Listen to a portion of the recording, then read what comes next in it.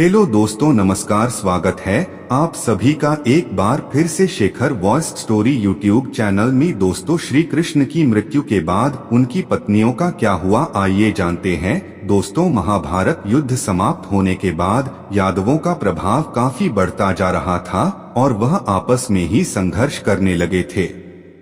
ऐसे में एक दिन वायु देवता को दूत बनाकर देवताओं ने भगवान श्री कृष्ण के पास भेजा।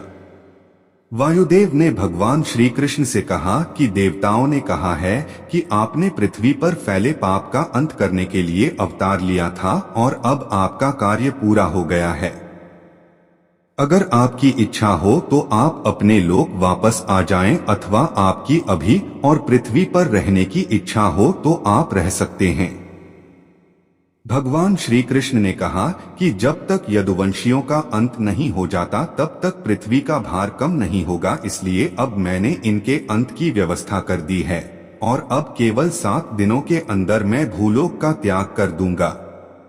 मृत्यु का संदेश लेकर आए वायुदेव। भगवान श्री कृष्ण के ऐसा कहने के बाद वायुदेव वापस चले गए, लेकिन द्वारिका में अपशकुन के बादल मंडराने लगे। एक दिन सभी यदुवंशी प्रभास क्षेत्र यानी वर्तमान सोमनाथ मंदिर के पास स्थित समुद्र तट पर आए। यहीं यादवों में आपसी विवाद हो गया और वह एक दूसरे की मारने लगे।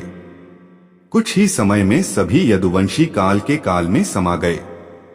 बलराम जी का देह त्याग। इस स्थिति को देखकर बलराम जी सागर तट पर बैठ गए। भगवान श्री कृष्ण और उनके सारथी दारुक ने देखा कि बलराम जी के मुख से एक विशाल नाग बाहर निकल रहा है।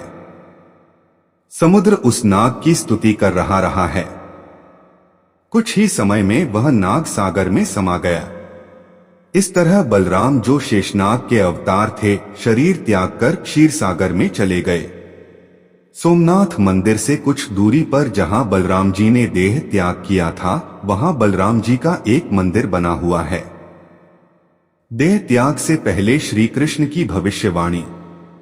बलराम जी की देह त्याग के बाद भगवान श्री कृष्ण ने अपने सारथी से कहा कि अब मेरे भी जाने का समय हो गया है, इसलिए मैं योग में लीन होने जा रहा हूं।